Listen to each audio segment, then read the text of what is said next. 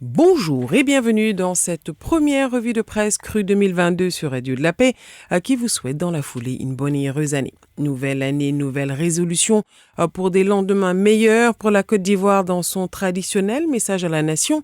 Au soir du 31 décembre, le président ivoirien Alassane Ouattara a donné le ton qui résonne comme un non à l'impunité, signe l'éditorialiste de Fraternité Matin, tout en rappelant les acquis de 2021 à des législatives qu'il juge inclusives, une Assemblée nationale plurielle et une opposition significative, non sans revenir sur l'appel à la classe politique ivoirienne à un dialogue constructif. Le quotidien L'Héritage, beaucoup moins enthousiaste, note sans surprise que, comme chaque année, les Ivoiriens ont eu droit aux mêmes promesses d'amélioration de leurs conditions de vie, sans oublier les belles perspectives qui les attendent, mais surtout sans se demander si les souhaits et les espérances promises en 2021 ont été satisfaites. Le quotidien L'Essor balaie tout ceci d'un revers de plume dans un édito consacre la Côte d'Ivoire, pays le plus réformateur du monde.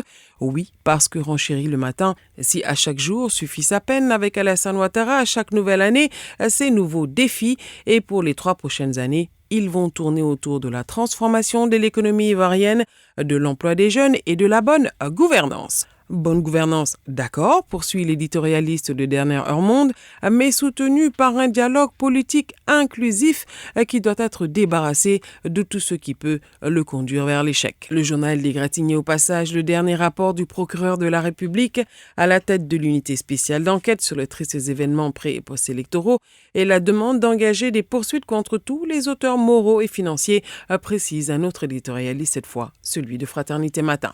Le nouveau réveil de rappeler que des espoirs bien minces avaient commencé avec la convocation du dialogue national inclusif, avec presque tout le monde représenté. Comment donc expliquer cette coïncidence, pour ne pas dire cette concomitance entre le début des pourparlers, censé dénouer la situation sociopolitique nationale intérieure en Côte d'Ivoire, et la volonté d'attraire devant les tribunaux les mêmes leaders politiques avec lesquels on discute. Le journal L'Inter de conclure en qualifiant tout ceci d'un chantage avec une instrumentalisation à ciel ouvert de l'appareil judiciaire j'ai cité. En tout état de cause, commente Sorinfo, cette année 2022 est charnière puisqu'elle va préparer inexorablement la bataille des élections locales de 2023, régionales et municipales couplées également. En clair, pour la présidentielle de 2025, la mère des élections, de nombreuses questions se posent et subsistent.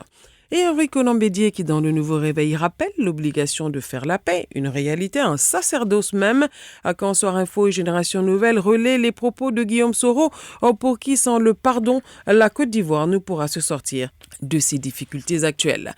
Pour l'éditorialiste du Patriote, 2022 sera l'année de la relance pour la Côte d'Ivoire. Idem pour le Jour Plus qui parle même d'une année prometteuse. Les vœux des leaders du PPACI, de Laurent Gbagbo et de la société civile sont à retrouver dans le quotidien Le Temps.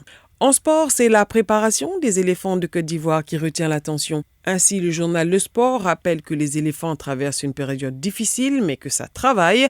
Supersport se montre également pessimiste, un cas de dopage signalé. 9 cas de Covid-19, blessures, les éléphants décimés, la préparation perturbée et la CAN serait même menacée, selon le journal.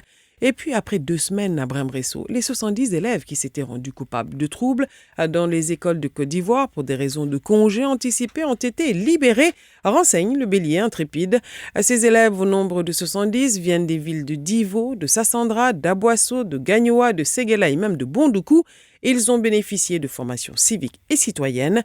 Outre cela, ils ont été instruits au secourisme et ont bénéficié d'une prise en charge psychologique, résume l'Avenir.